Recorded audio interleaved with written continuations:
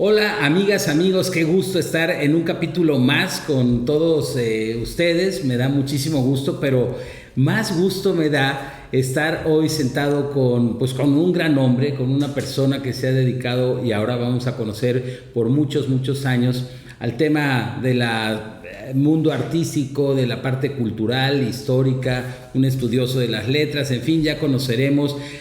Alfonso Colorado. Alfonso Colorado, muchas gracias por estar con nosotros. Qué gusto acá entre nos, Alfonso. Gracias, Mauricio, por la invitación. Un gusto conversar contigo siempre. Muchas Encontrarte gracias. en las calles, en los cafés, a pie de calle justamente y Así continuar la conversación. Así es. Oye, fíjate que Casa Bonilla nos manda estos vinos españoles. Yo te quiero decir salud esta tarde. Disfruta Salud. de un muy benito mientras platicamos. Gracias. Es un excelente vino español que están ahí en Casa Bonilla, que es uno de nuestros patrocinadores. Muy bien. Oye, Alfonso, pues bueno, asumes hace meses atrás, ya 2 años, supongo, año y Casi medio. 2 años. Casi 2 Todavía años. no. Asumes una responsabilidad sin duda muy interesante, muy importante, como es la Dirección de Difusión Cultural de la Universidad Veracruzana, esta área de la Universidad Veracruzana, como muchas otras, pero bueno, que especialmente a mí me toca también por lo que yo desarrollo a lo largo de mi vida. Y ahora, en un momento más, quiero que platiquemos de esta actividad actual. Pero, Alfonso, ¿quién es Alfonso? Eres un jalapeño, igual que tu familia. Tu familia también, personas en el mundo del arte, artistas. En fin, platícanos un poco sobre ti, mi querido Alfonso. Bueno, yo nací en Jalapa y la típica familia, supongo estadísticamente de mi generación, en la cual ya el proceso de migración es muy claro. Mis padres no son de aquí, llegaron aquí a trabajar y nazco yo aquí. Y bueno, pues fui a escuelas públicas desde el kinder hasta la universidad, en escuelas de mucho regambre, instituciones, ¿no? El Kinder María Montessori, la Graciano Valenzuela, la Técnica 3 y la Oficial B. Montessori en esa época, ¿cuál era el kinder? El que está justo frente al Colón, al Parque Deportivo de Béisbol. Ok. Y que está junto a la Graciano Valenzuela, entonces pasábamos. Ok, o sea, vivías en el centro de la ciudad. Sí, viví en el centro de la ciudad, de una ciudad aquella que tenía límites muy precisos, ¿verdad? Una época muy distinta. Y bueno, estudié aquí en la Universidad Veracruzana en la Facultad de Letras Españolas y siempre desde adolescente me interesó mucho salir, ¿no? Especialmente en primer término a la Ciudad de México, ¿no? Por lo que ofrecía. Y bueno, pues todavía estando en el último semestre de la facultad, salió una beca que todavía existe, que se llama el Verano de la Investigación Científica, y entonces fui como becario al Museo de Arte Moderno en la Ciudad de México. Entonces estuve como becario y después la entonces directora, Teresa del Conde, me invitó a participar ahí con ella y me quedé algunos años que se fueron intercalando con otras becas, ¿no? Una beca también de joven creador del IBEC, creo que fue la primera también generación, becas del Fondo Nacional para la Cultura y las Artes de jóvenes creadores en el rubro de ensayo, y bueno, alternando otras cosas por ahí. Entonces había estudiado letras, pero me estaba formando como alguien en el mundo de los museos, ¿no? Escribiendo textos sobre todo y haciendo exposiciones, curadurías, colaborando en las museografías, toda la vida que hay en un museo cuando es un proyecto, porque no es solamente un lugar donde se exhiben obras de arte, sino comúnmente hay un debate cultural, público, amplio, en torno a la cultura y el arte por supuesto. Y todo el ámbito académico también, porque va ligado. Claro, por supuesto. Oye, y hay un momento también de tu historia en donde te vas al extranjero, no sé, a vivir, trabajar, seguir estudiando. ¿En dónde estuviste? Bueno, justo estuve en Barcelona en 2003. Me fui a estudiar una maestría en Historia Comparada, Social, Política y Cultural. ¿Ya? Una una situación también distinta en aquel momento. Justo acababa de entrar hacía poco tiempo el euro. Sin embargo, antes había estado en Francia por un trabajo que salió justamente ligado con las artes plásticas. Entonces estuve en París casi 6 meses trabajando en cuestiones de joven fotografía mexicana contemporánea. Me interesó, creo que debo volver. Regresé aquí y estaba viendo de qué forma. ¿Aquí en Ciudad de México o aquí en Jalapa, en el estado? Regresé a Orizaba, no, a la Ciudad de México. Yo estaba en la Ciudad de México. Okay. Estaba en la Ciudad de México y regresé a la Ciudad de México y ya después volví aquí para prepararme para irme del país. Entonces me fui a estudiar esta maestría en Historia Comparada, Social, Política y Cultural en la Universitat Autónoma de Barcelona. Y hice la maestría, regresé a trabajar en el Museo de Arte del Estado de Veracruz, en Orizaba, con la doctora Esther Hernández Palacios, igual que en Museo de Arte Moderno estuve con Teresa del Conde. Y también, bueno, estoy resumiendo, trabajé 1 año en el Centro Nacional de Investigación Musical del CONACULTA, en el Centro Nacional de las Artes, como editor. Yo no soy músico, pero bueno, el lenguaje se requiere en muchos lugares y ahí justamente estuvimos trabajando en las publicaciones del CENIDIM, como la revista Heterofonía, como diversas publicaciones, y fue un proceso también muy de aprendizaje intensivo. Claro, muy grande. Oye, platícame, es un proceso de aprendizaje. ¿Tu familia en general está involucrada en este mismo mundo o es algo que de ti nace y es como el interés? Mi familia está involucrada, como creo que lo están involucradas muchas personas en nuestro país, donde el contexto, por ejemplo, musical es muy fuerte. Somos un pueblo, una nación, una sociedad muy musical. Así es. Tenemos música para muchas cosas que en otros países no lo hay. Tenemos canciones para los cumpleaños, parece una obviedad, pero todavía en muchos países de lengua española lo que se canta es una traducción del inglés de una pieza. Tenemos canciones para las despedidas, para muchísimos detalles particulares, y en general la gente aquí canta y es afinada. Ahora, en casa siempre se cantó mientras se trabajaba, ¿no? Mi mamá canta, es afinada. Mi papá sí que canta y forma parte del Trío Coatepec desde hace 50 años, ahora ya no está ahí, pero crecí escuchando música, boleros sobre todo, y creo que algo muy formativo es oír a los músicos ensayar. Ahí se va educando el oído. Y mi hermana pues también es cantante. ¿Tu hermana canta ópera? Mi hermana sí es cantante, es profesora y cantante soprano, ¿no? Entonces, bueno, pues... pero además tengo primos, bailarines de música folclórica, del ballet de la Normal, y también muchos familiares en el rancho del Huasteca que cantan y bailan. Entonces, y las fiestas familiares siempre hubo son huasteco en las fiestas. La música por dentro. Sí.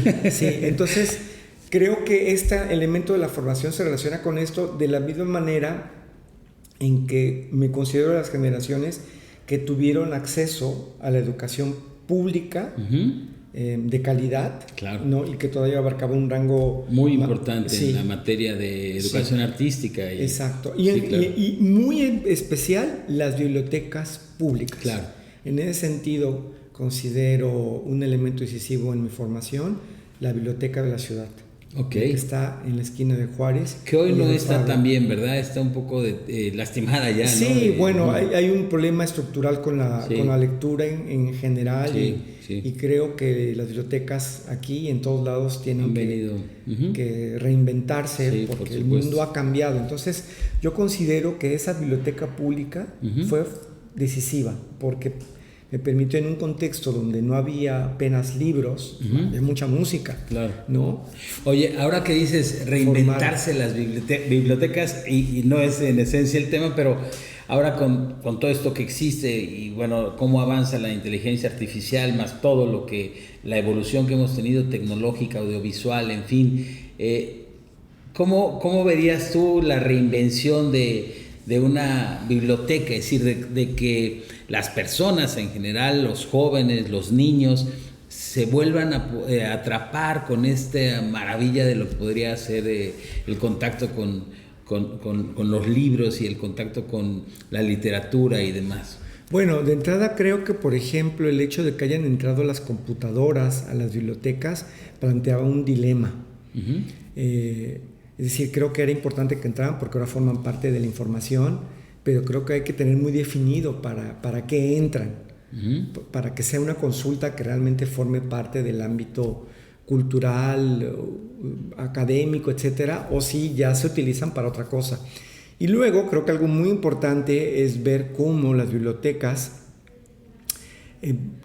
pueden revitalizarse, en mi opinión, si se muestra que la lectura no tiene que ver únicamente con la literatura, uh-huh, sino que tiene que ver con todas las áreas del conocimiento, claro, y que va más allá del ámbito académico. Es decir, puede haber libros de derecho, antropología, ingeniería, ciencias, claro, pero también libros sobre, por ejemplo, jardinería, agricultura, claro, ocio, muchísimas... Cine, en fin, todo lo que... Claro, por supuesto.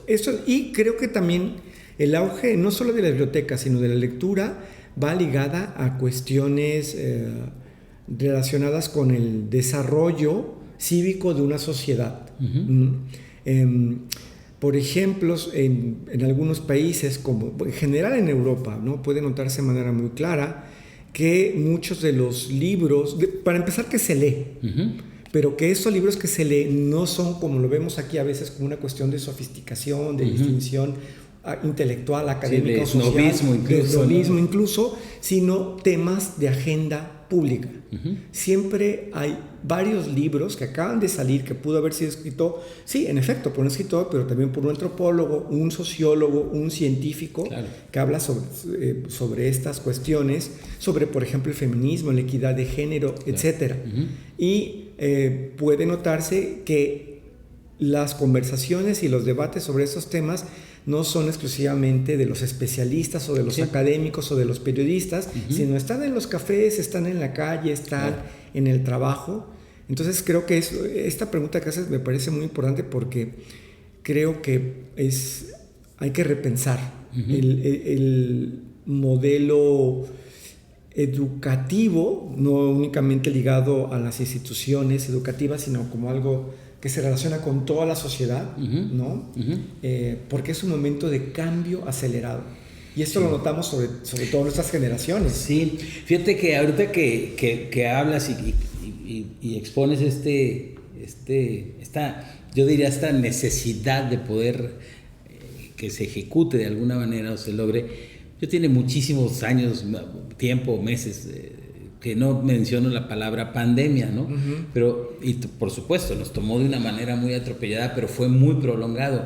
Se fue a la guerra y lo mataron, pero hubiese sido muy interesante el poder encauzar en este ocio que se vivió tantísimos meses hacia esta riqueza, ¿no? Que puede ser la lectura, como bien expones, en cualquiera de sus partes. O sea, estábamos tan preocupados, el gobierno, las instituciones tan ocupadas en el tema de la mortalidad, de la pandemia como tal, que tal vez hubiese habido como áreas de oportunidad como esto, ¿no? Sí, bueno, justamente como comentas, la pandemia representó un reto extraordinario para la sociedad y todos sus actores, ¿no? Uh-huh.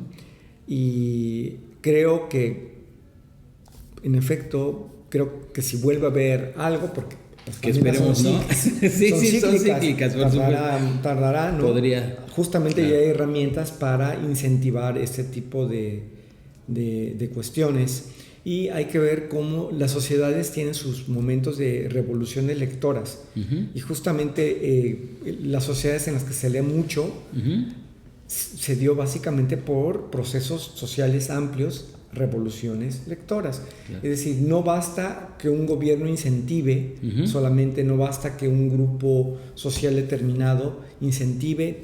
Hay varios momentos, se da una coyuntura en la cual, uh-huh, como la pandemia, uh-huh, como bien mencionas, que permite que plantea la necesidad de dar un salto importante. Y en ese sentido, por ejemplo, pienso en el hecho de que cuando yo era estudiante no existía la USB, todavía era la biblioteca central de la universidad. Actualmente es el edificio de gestión académica, ¿no? Y la tienda universitaria. Sí, la USB eran los Campos Juárez. Los Campos Juárez, exacto. Y el hecho de que ahora hay una USB, pues yo pienso estudiantes actuales, hay una oportunidad ahí de tener una biblioteca de ese tipo y que además están en todo, bueno, hay USBs en las regiones de toda la Universidad Veracruzana. Son 7, ¿verdad? Sí, entonces, bueno, pues creo que hay que ver esa perspectiva. Sí, sin duda alguna. Saltando un poco de una parte a otra, y por supuesto que cerraremos con el tema de la Universidad Veracruzana en un trabajo que además estás haciendo muy bien y de verdad te admiro el trabajo que estás haciendo y ahora platicamos de esto. Me interesaría conocer tu punto de vista, evidentemente en Veracruz, no quisiera hablar de México, sino de Veracruz como estado. El mundo del consumo de las actividades artísticas, que pueden ser desde el punto de vista universitario, en fin, grupos artísticos en todos los géneros que tienen pues un pago mensual como si fuesen docentes, ¿no? Es decir, en este formato, y de los artistas independientes y los grupos y demás. ¿Cómo ves tú el consumo de estas actividades en nuestro estado?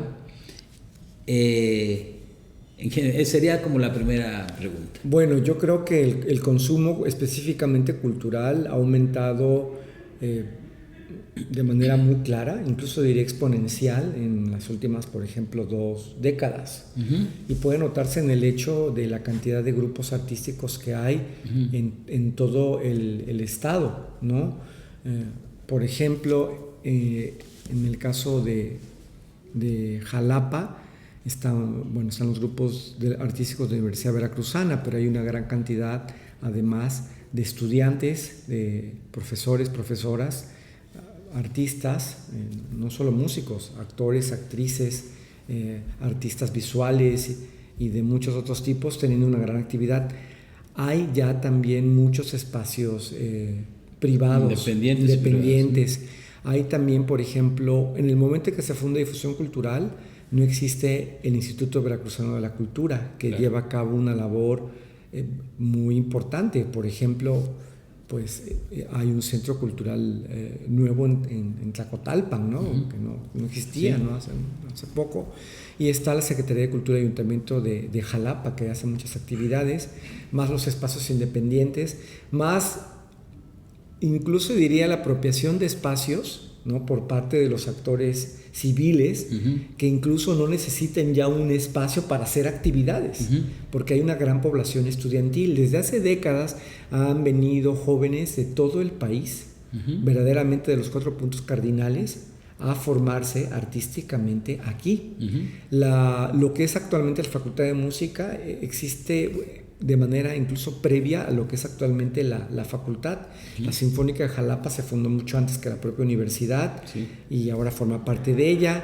En fin, podemos ver cómo realmente hay este gran movimiento. Y en las regiones, pues la Universidad Veracruzana creó hace algunos años la licenciatura en Enseñanza de las Artes, que forma artistas y justamente se han creado grupos artísticos con los estudiantes y se hacen cosas muy notables. Por ejemplo, el maestro William Villatoro en Coatzacoalcos pues ha obtenido con el grupo de trato de estudiantes de la UV reconocimientos en festivales nacionales, por ejemplo en la UNAM.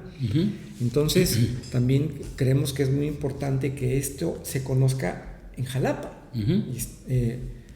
ver cómo hay una efervescencia y también ver cómo esto se debe, en mi opinión, a que una parte muy importante de esta población artística, sea universitario o no, ha visto de manera muy clara el elemento de diálogo, debate y propuesta social que implica el arte, que es fundamental para los procesos de transformación social, de concientización, de debate, de toma de postura, etcétera.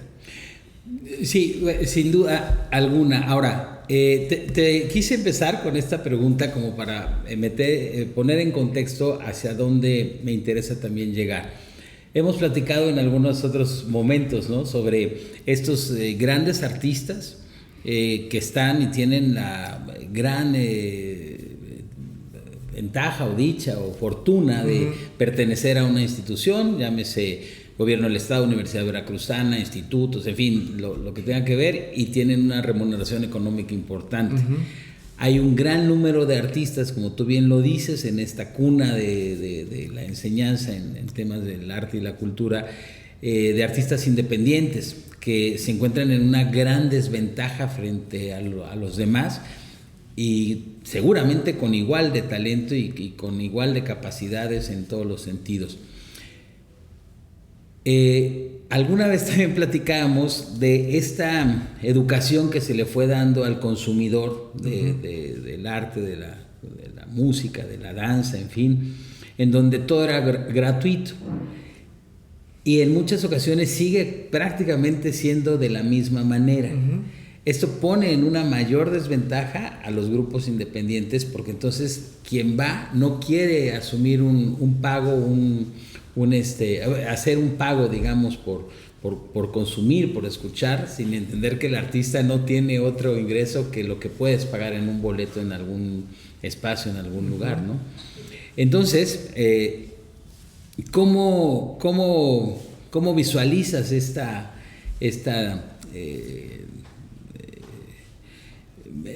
dos formas de subsistencia o de existencia? Sí, históricamente los conciertos, por ejemplo, fueron gratuitos.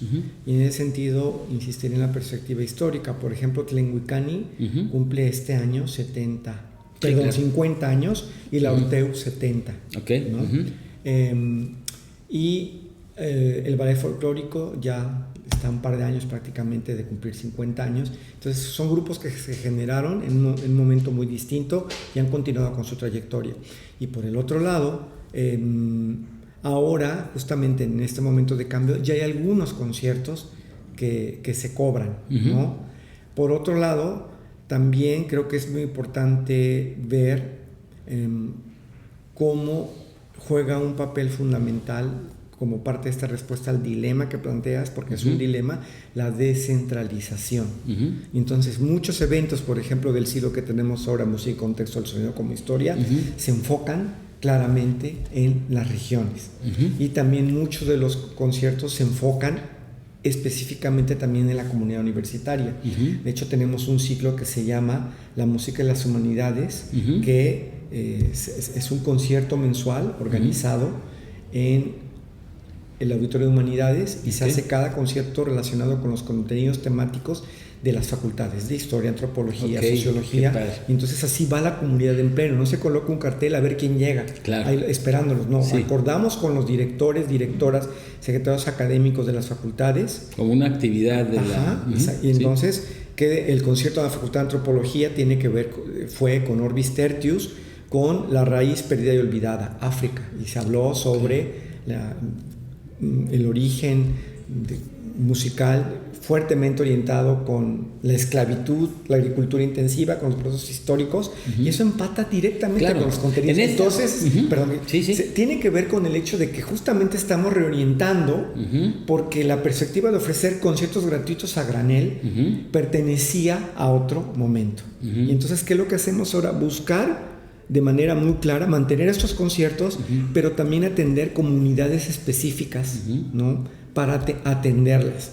Y otra cosa muy importante, también históricamente pues ha habido una colaboración con artistas independientes, ¿no? Entonces, creo que es muy importante que las instituciones que se dedican al ámbito cultural, privadas o no, se sienten a hablar sobre estas cuestiones, porque finalmente todos tenemos el mismo interés, que es la sociedad, y creo que es muy importante ponerse de acuerdo justamente para poder ofrecer una oferta amplia, no saturar por un lado algunos espacios, no profundizar en las desventajas que pueda haber, y también para atender de manera clara comunidades que no se han tenido suficiente. Es decir, por un lado la oferta se centra en un lado y hay otros lugares que quedan sin atender. Y algo muy importante, ¿qué es lo que estamos buscando ahora con la oferta cultural? Primero diría,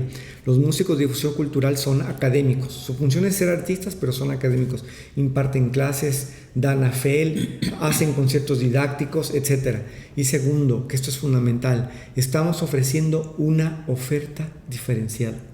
¿Por qué? Porque nuestros conciertos ya no son únicamente conciertos, son conciertos temáticos. Claro. Que se relacionan con temas académicos, con temas de agenda pública, con temas históricos, políticos, sociales, y llevan una charla previa de académicos y académicas de la UV, claro, pero también de instituciones nacionales, como el Centro Nacional de Investigación Musical, universidades como la UNAM, universidades como la de Madison, Wisconsin, ¿no? Claro. Y entonces podemos decir que en este momento la Universidad Veracruzana está presentando una oferta y además con este artística. Concepto que estás haciendo y que entiendo es parte de creación tuya, le estás dando un valor agregado muy importante, ¿no? Es decir, la manera de poder ofrecer un concierto es justamente lo que estás diciendo, con una riqueza mucho más amplia, ¿no? Que además como espectador te permite, si eres estudiante, te permite poder hacer una formación muy importante de lo que estás escuchando, haciendo, entender el porqué, los tiempos,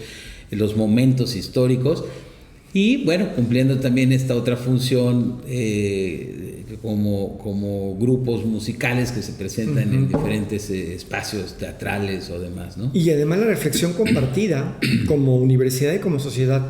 Por ejemplo, el último concierto de música de contexto, que fue Estados Unidos 1960, la década de los 60, la lucha por los derechos civiles y el jazz. Okay. Justamente la charla previa, ¿no? Estuvo a cargo de una artista independiente, ¿no? Que trabajó de manera ejemplar en apoyarnos, la maestra Lucio, ¿no? Okay, sí. Y ahí, bueno, se esa colaboración, pero en la conferencia previa, ¿de qué se habló, por ejemplo? Del famoso momento de las Olimpiadas de México 68, en que dos atletas levantan el brazo con un guante negro en apoyo al movimiento por la lucha de los derechos civiles en Estados Unidos. ¿Y de qué hablamos? De que las Olimpiadas no solamente fue allá, el pebetero del Estadio Jalapeño, ahí estuvo también, el fuego olímpico. Claro. Es decir, todo esto se relaciona también. Y entonces, lo dijimos en el concierto, esta es una reflexión y un recuerdo en la memoria colectiva para que la gente que recuerde y vivió eso lo comparta con las nuevas generaciones que están aquí, y para que las nuevas generaciones vean que el jazz no es solamente sofisticación intelectual y musical, sino viene de un trasfondo muy claro de derechos civiles, de lucha colectivas, de trabajadores, de esclavos, etc. Y que es muy importante ver eso y no olvidar su origen, y que además es trabajo, misión de la universidad tener presente esa dimensión histórica, política, social de la música, y no alentar únicamente un discurso estético, individual, ¿no? Sino ver de dónde vienen las cosas. ¿De dónde te surge esta idea de hacer este nuevo planteamiento? De ofrecer una actividad fundamental como la que hace la Dirección de Difusión Cultural de la Universidad, complementada con esto? Es decir, ¿qué es lo que te lleva a decir, esto es un nuevo, hablo desde mi punto de vista mercadológico, es un nuevo producto, es una nueva entrega para la formación? Bueno, es algo, por ejemplo, que se relaciona con cosas que he hecho previamente en el Museo de Arte Moderno. Por ejemplo, pues propuse para inauguración de conciertos que se hicieran ya conciertos relacionados con los temas de las exposiciones, ¿no? Entonces, por ejemplo, se hizo una exposición de cuadros sobre los cuales escribió crítica de arte Carlos Pellicer, que fue de los primeros en escribir sobre María Izquierdo y otros artistas muy relevantes. Y dije, bueno, Si ves Revueltas tiene Hora de Junio sobre un poema de Pellicer, vamos a juntar la exposición, ¿no? Con la música. Claro. Y luego trabajé varios años, y por eso Universidad Veracruzana ha sido mi escuela, por ejemplo, con la Orquesta Sinfónica de Jalapa.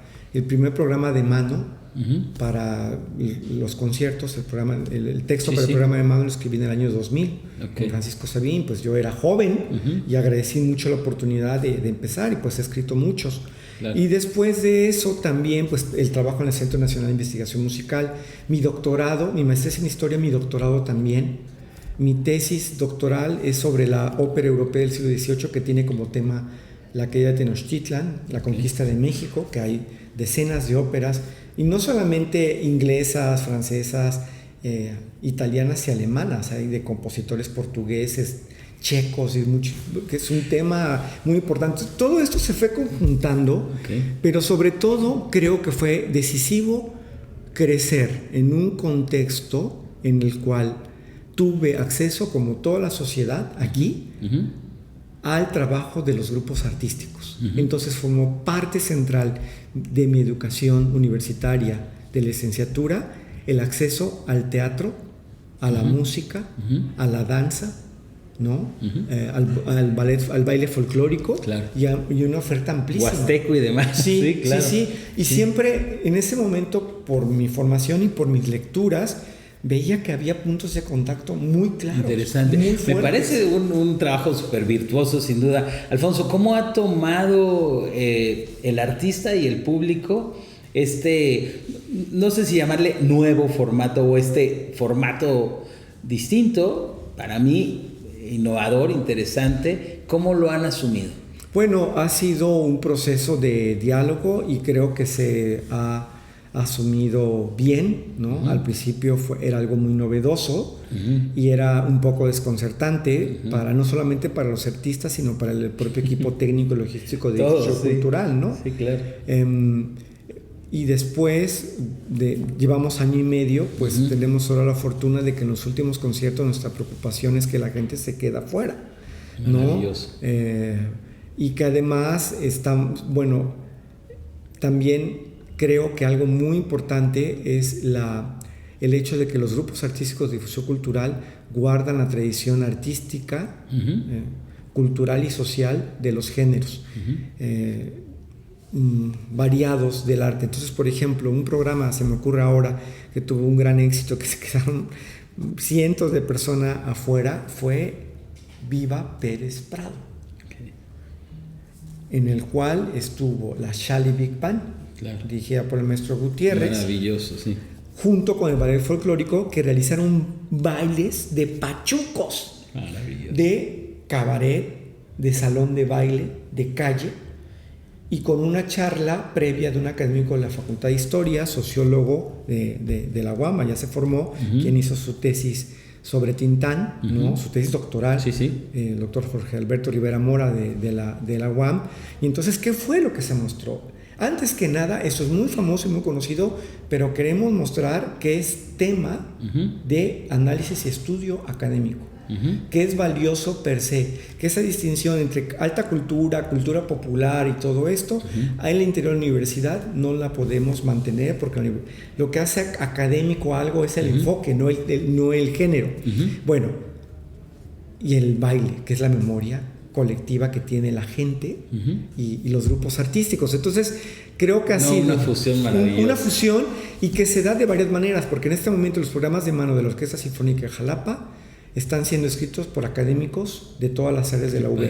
Oye, son ediciones coleccionables, por supuesto. Pues, ¿no? esperemos sí, que claro. Sí, y además hay ciclos, por ejemplo, también de charlas previas, donde participan, desde luego, académicas de la Facultad de Música, pero en el último que hubo, por ejemplo, sobre Wagner, hubo gente de la Facultad de Artes Plásticas, del Instituto de Investigaciones Psicológicas, de la Facultad de Letras, de la Galería Ramón Arbela Canal. Se hizo también un festival. ¿Estás haciendo algún testimonio audiovisual de Estamos justamente trabajando difusión cultural. Es que te da para después hacerlo en televisión y dejarlo como tema formativo. Estamos muy contentos porque Música de Contexto del Sonido como Historia nos ha tocado la puerta instituciones nacionales de la Claro. Pues, la Fonoteca Nacional. Ahorita vamos a entrar a eso, pero te quiero ofrecer un mezcal. ¿Cómo ves? Perfecto. De un mezcal. Fíjate que acá está nuestro mixólogo de cabecera Hola, ¿cómo estás? Julio, mucho gusto. Hola, Julio, Alfonso. ¿Qué tal? Oye, pues platícanos brevemente, Julio, ¿qué nos vas a ofrecer este día? Mira, el día de hoy, bueno, yo quisiera ofrecerles que ya viene, bueno, falta un poquito para septiembre, pero este es de Blue Demon Jr., es un espadín de Oaxaca.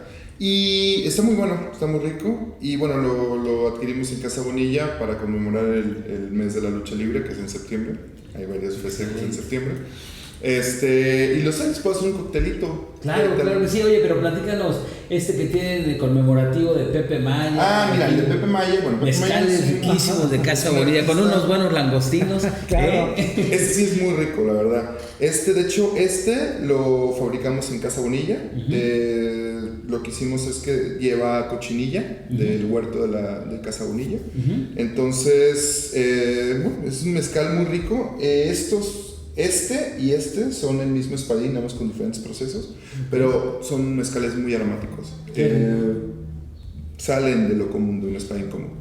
Muy bien. Pues ya los probaremos. Un cóctel nos tomamos en un Mira, les traje frutas del huerto, hierbas del huerto. Les puedo hacer ya sea ¿De qué huerto? Platícanos. Tenemos un huerto de producción. Que Casa Bonilla tiene su propio huerto, Claro. entonces todo con lo que cocinan y hacen es de su propio Me huerto. estoy enterando de muchas cosas. Ni Sí. siquiera sabía que septiembre es el mes de la lucha libre. ¿Ya ves?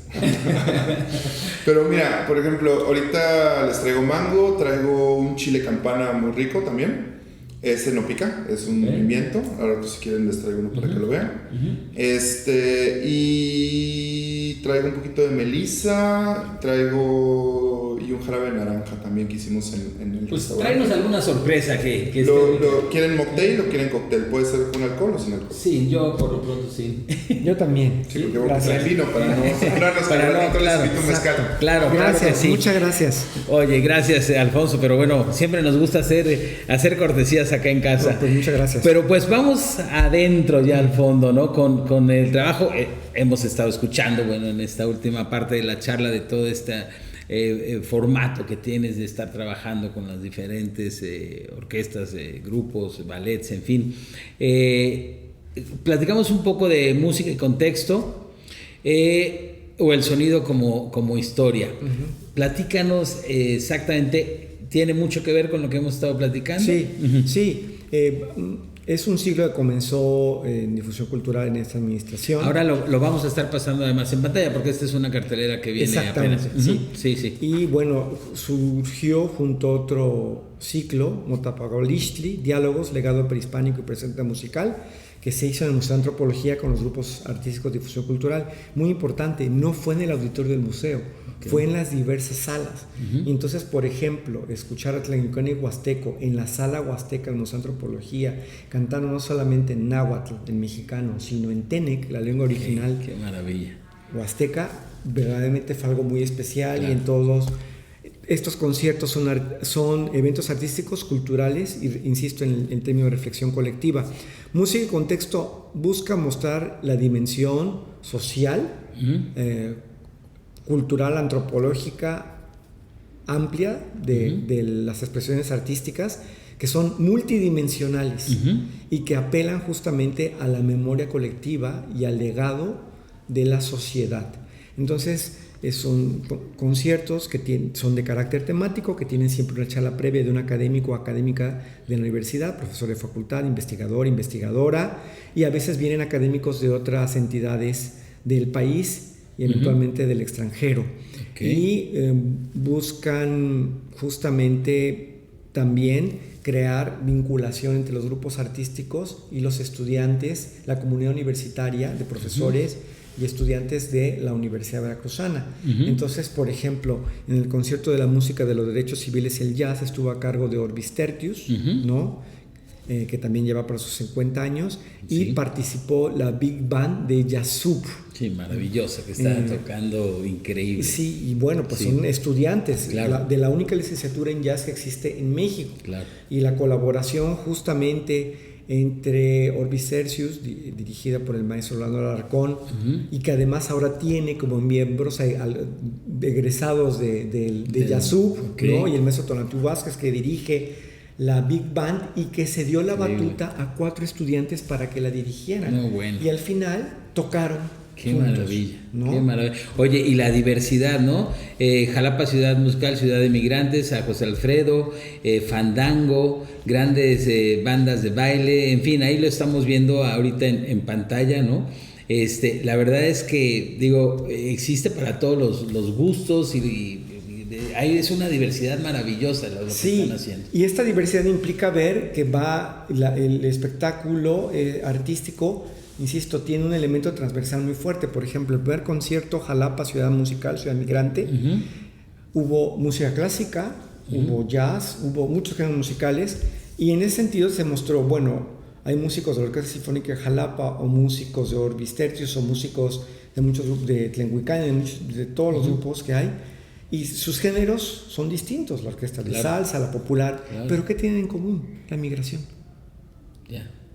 Y en ese sentido hubo, por ejemplo, ha habido oleadas muy claras, un grupo de músicos polacos que llegaron a la Sinfónica Jalapa en los años 70, pero también los estudiantes que a veces están en los cruces de la ciudad tocando, por ejemplo, repertorio oaxaqueño, forma parte de ese proceso, y también son universitarios.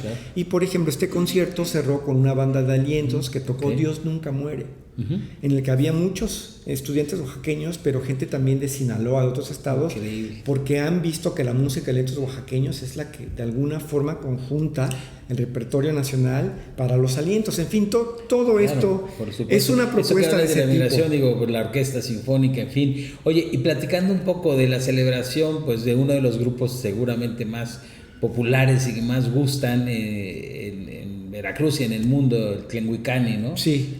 50 años. 50 años. Que viene a celebrarse próximamente. Por supuesto, ya han comenzado a celebrarse y continúan celebrándose. Una cantidad de... Y justamente, bueno, estuvieron hace poco en Nueva York. Y ahora están... mi querido maestro Alberto de la Rosa, ya no lo suban, lo traigan, lo bajen tanto. Está tremendamente activo. Yo en algún momento le digo, maestro, vamos a hacer una pausa y continuamos. Y quiere seguir, es un hombre incansable. Le digo que me pase su secreto. Es un hombre incansable. Justamente este domingo, Tlenhuicani se presenta en el Museo de Antropología. Pero ojo, no en el auditorio, sino en el lobby del museo, junto a la cabeza olmeca que inaugura el recorrido. Entonces es algo muy emblemático. ¿A qué hora es? Es a las 12 del día domingo. Qué padre. Hay que estar. Oye, acústicamente no es tan... No, es una maravilla la acústica. Ya hicimos completo un ciclo ahí. Porque, bueno, la piedra de muchas de las piezas, y sobre todo el mármol, dan una resonancia magnífica. De hecho, hicimos una... Sí, el auditorio es muy pequeño para todos los que queremos y nos encanta ir a escuchar. Sí, y hicimos una prueba acústica e incluso una guitarra solita. Se oye muy bien. De hecho, los conciertos ahí son acústicos. Entonces, creo que es muy importante ver. ¿Cómo va el mariachi? Cuéntanos un poco sobre el mariachi excelso mariachi. El mariachi ha tenido unos programas también muy exitosos, en música de contexto. Justamente uno se llamó El Canon de la Canción Ranchera, de las mañanitas a la ley del monte. Este concierto, por cierto, se repite el 15 de agosto en el Auditorio de Humanidades, a las 12 del día. Es para la comunidad de Humanidades, pero también el público en general puede asistir, porque eso es todo. Conjuntamos. Y ahora también presentó otro concierto en música de contexto llamado José Alfredo. No necesita más presentación. Se llenó y mucha gente se quedó afuera. ¿Y qué es lo que ocurre? Es un concierto temático que rescata que evidentemente algo que la sociedad demanda, que se ha vuelto un clásico, y además es un clásico internacional, porque tiene una inmensa proyección, y podemos decir que cada vez más. Y muy importante, esto es música de contexto, pero todos los grupos artísticos siguen con su propia programación normal, ¿no? En la parte de teatro, de danza, ¿cómo van? Por ejemplo, en el caso del teatro, la Orteo ha tenido una actividad extraordinaria desde la presentación, por ejemplo, de Trotsky, ¿no? De González Melo, que se presentó en el Festival Internacional Cervantino, ¿no? Y que estuvo en el Teatro del Estado, es el convenio que tiene la UB con el IBE, que estamos trabajando intensamente, hasta el hecho de que, bueno, hace poco se presentó la obra Juana Ramírez, y que hay una actividad que realmente es muy loable porque también se lleva a las regiones de la universidad. Y bueno, creo que hay que tomar en cuenta que sigue con su esta parte es bien interesante que estás diciendo, se lleva a las regiones, porque pues por muchos ópticas y demás de quienes han estado al frente de la institución, pero también de las directrices, a veces se concentra todo únicamente en la capital y algunos alrededores. En algunos otros momentos se ha dado un trabajo internacional importante, pero esto de poderlo llevar a las diferentes regiones de la Universidad Veracruzana lo están haciendo actualmente. Sí, lo estamos haciendo. De hecho, mucho de contexto está en Veracruz y está en otras regiones. Muchas gracias. Acá lo vamos a probar. Mil gracias. Mucho. Muchísimas gracias. Acá lo probaremos. Bueno. Salud. Salud. Al nombre de Casa Bonilla. Muy rico, muy rico. Y en otras regiones, gracias. En otras regiones está por empezar, pero ya ha habido actividades puntuales en todo el estado. Y además, insisto, los grupos siguen con su repertorio histórico. La Ortego presentó Rosalba y los Llaveros en el Teatro del Estado también hace poco con muchísimo éxito, que es una obra que tiene desde hace mucho. Montada. ¿El Teatro del Estado pertenece al IBEC? Pertenece al IBEC. Bueno, no pertenece, lo administra el IBEC. Lo administra el IBEC, es el gobierno del Estado. Oye, ¿y cómo está el trabajo entre la Universidad Veracruzana, específicamente en la parte de difusión cultural, y las demás instituciones o el gobierno en general? Muy bien, de hecho hay un convenio que nos ha permitido trabajar de forma intensiva. Justamente, por ejemplo, hay meses completos donde la Ortego se ha presentado ahí, por ejemplo, con Trotsky, ¿no? Y desde luego el ballet folclórico, Tlenhuicani, se siguen presentando ahí. El ballet folclórico también está muy activo. El año pasado hubo Festival Vélez Arceo, este año habrá Festival Vélez Arceo. En las últimas presentaciones, por ejemplo, de Latinoamérica recientemente, pues los boletos se acabaron verdaderamente en cuestión de minutos. Lo hemos comentado con el maestro Julio César Flores Prado, que fue este gran éxito. Hay una demanda muy clara del público transversal que abarca varias generaciones, pues por los grupos artísticos de la universidad. Entonces esto nos permite trabajar de esa manera. Oye, ¿habrá participación de la Universidad Veracruzana ahora en el Festival Cervantino? En el Cervantino estuvo... es apenas, ¿no? Bueno, este año... ¿Octubre? Justamente en octubre pasado se presentó ahí Trotsky, ¿no? Okay. Y entonces estamos viendo que ahora cuál es la propuesta de la UV para el Cervantino. Oye, ¿sabes qué se me ocurre, mi querido y admirado Alfonso? Acá en NB, nuestro público, quien nos ve, es público que estoy convencido y seguro. Ya sabes que hoy las plataformas te dan con exactitud quién te ve, dónde te ven y demás. Y nuestro público es un público que estoy seguro gustará mucho de todo lo que están haciendo. Y me encantaría tener, no sé si convenga semanal o quincenalmente, una cartelera de ustedes. Vamos a buscar una forma creativa de poderle entregar a nuestro público esta cartelera, porque digo, finalmente en el día a día uno está como en 20,000 cosas y así estamos muchas personas. Claro. Y es increíble, yo hoy veo lo que ha sucedido y lo que va a suceder y digo, pero ¿por qué no me enteré, no? ¿Por qué no fui? Hay veces que estás un sábado, un domingo, un viernes en la tarde, noche, y ya no haces nada, te perdices el tiempo en nada, e ir a relajarse, a escuchar, a aprender, creo que es maravilloso. Te voy a pedir ahí que busquemos un formato y con alguien de tu equipo poder hacer esta cartelera para NB todas las actividades. Qué bueno que lo comentas, porque justamente lo que hemos buscado, si me permites, esta cartelera la tenemos desde enero. Okay, sí. Y entonces desde enero tenemos ya anunciado lo que va a hacerse hasta noviembre. Pues diciembre son para los conciertos navideños.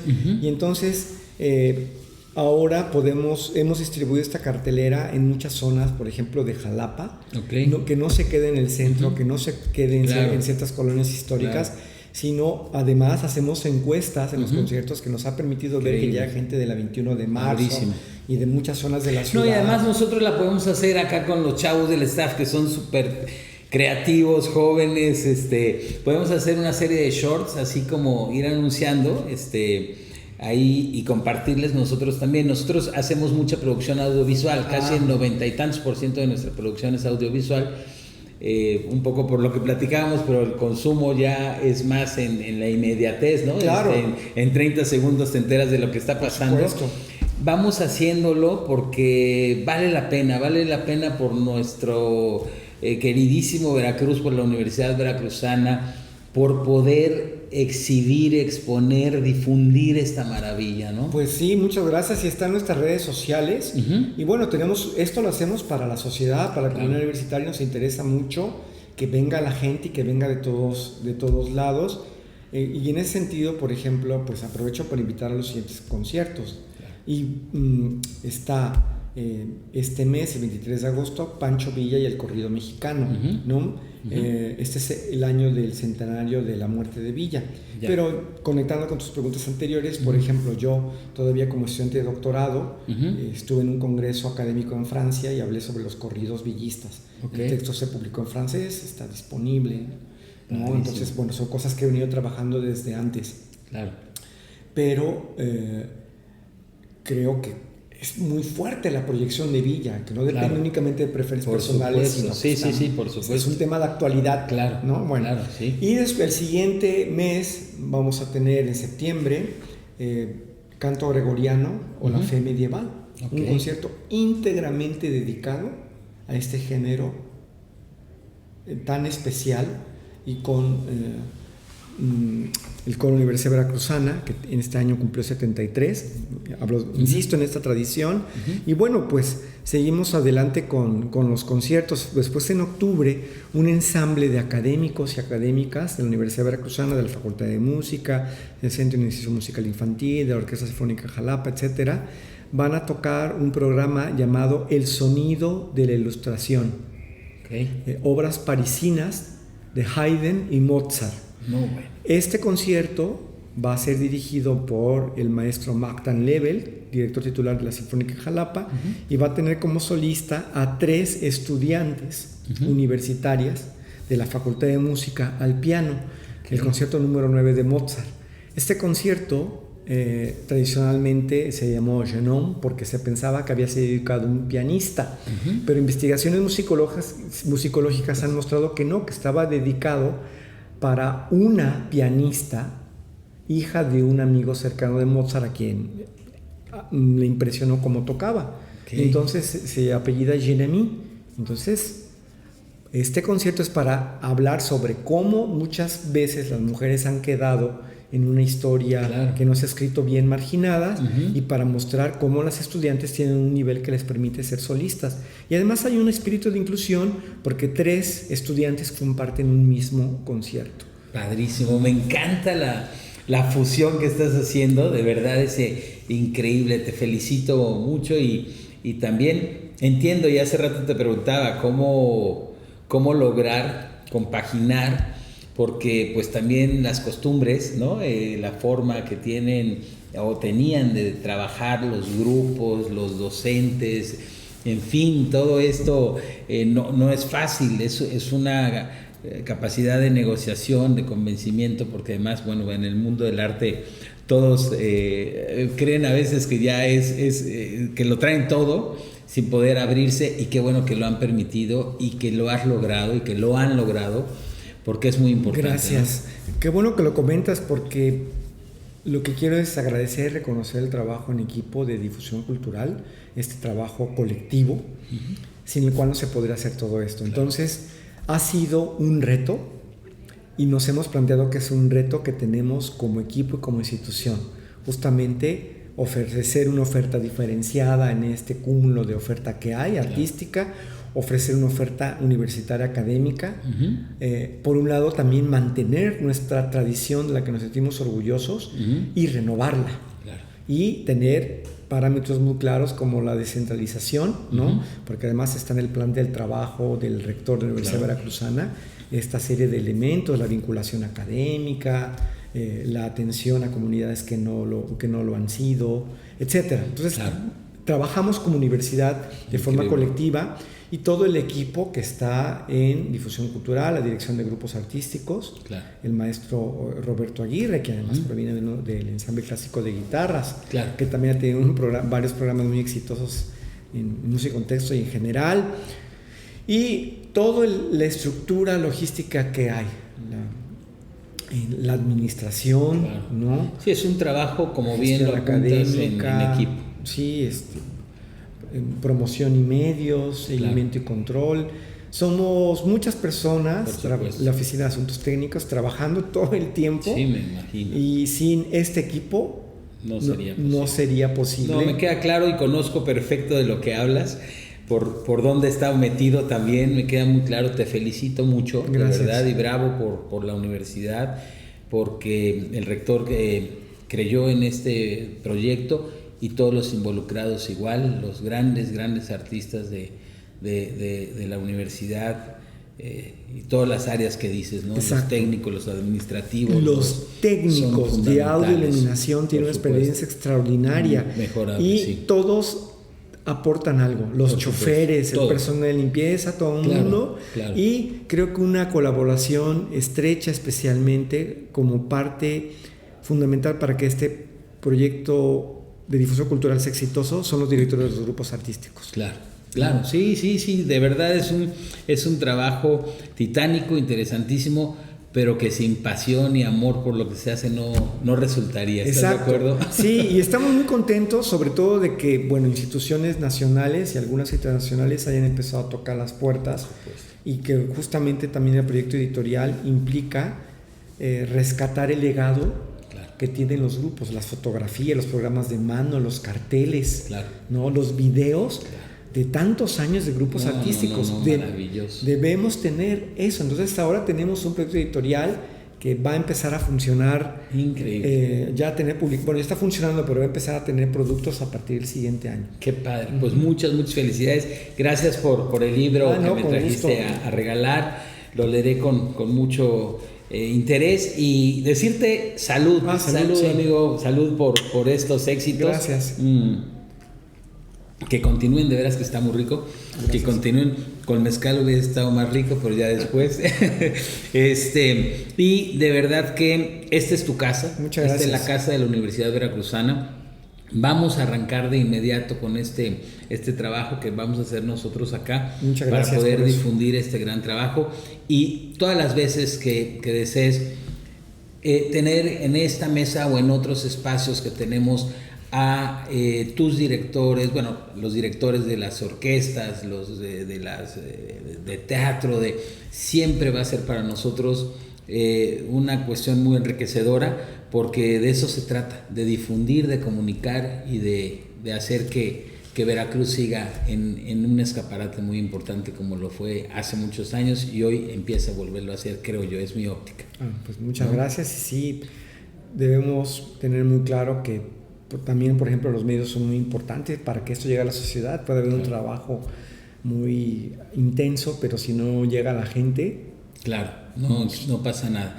Y cuenta con, esta es tu casa amiga, la casa de ustedes, para que sea una plataforma de comunicación. Lo hago como un compromiso con ustedes. Pues muchísimas gracias, y gracias. Pues los esperamos en los conciertos, sí, por supuesto, claro que sí. A la gente, al público, los esperamos. Así es, ya está el compromiso. Vamos a estar difundiendo la cartelera y la actividad de la Dirección de Difusión Cultural de la Universidad Veracruzana. Si me permite, por favor, agregar algo que me parece claro. importante. Música de contexto se hace en la sala anexa de Tlacná. Es un concierto al mes, los miércoles a las 7:30, y la entrada es gratuita. Excelente. Estos conciertos sí son gratuitos, y es un proyecto que hace difusión cultural con la Fundación UV. Hombro con hombro, que eso es también muy importante, esta vinculación que tenemos con la Fundación, que ha sido decisiva. Está ahí al frente nuestro amigo... Está como presidente Jesús López Rosas, y como director general Facundo Pacheco. Entonces con ellos trabajamos también para poder... Un saludo a ambos también, sí, claro. Hombres bien entregados a al trabajo y a todo lo que están Solo hay que realizando. llegar temprano porque se llenan. Claro. Con llegar 15 minutos antes es suficiente. Todos los miércoles. Un miércoles al mes. Un miércoles al mes. A las 7:30 de la noche. 7:30 de la noche. Va variando el día porque va moviéndose la... Pues ahí lo vamos a estar nosotros difundiendo. Te agradezco infinitamente, gracias. Alfonso, y nos vemos. No se les olvide darle seguir, darle clic ahí a la campanita de este canal de YouTube y síganos por las diferentes plataformas que tenemos y todos los medios amigos aliados. Estamos una vez más despidiéndonos de ustedes, pero diciéndoles que muy pronto volvemos con ustedes. Hasta pronto. Sabemos que una verdadera amistad se forma con el paso de los años. No importa cuál sea el destino, queremos que disfrutes cada parte del camino. Haz rendir cada kilómetro de tu viaje sin preocuparte en que algún incidente pase. Siéntete seguro cada que avances. Confía en que nosotros podremos ayudarte. Ferchegas, tu amigo en el camino.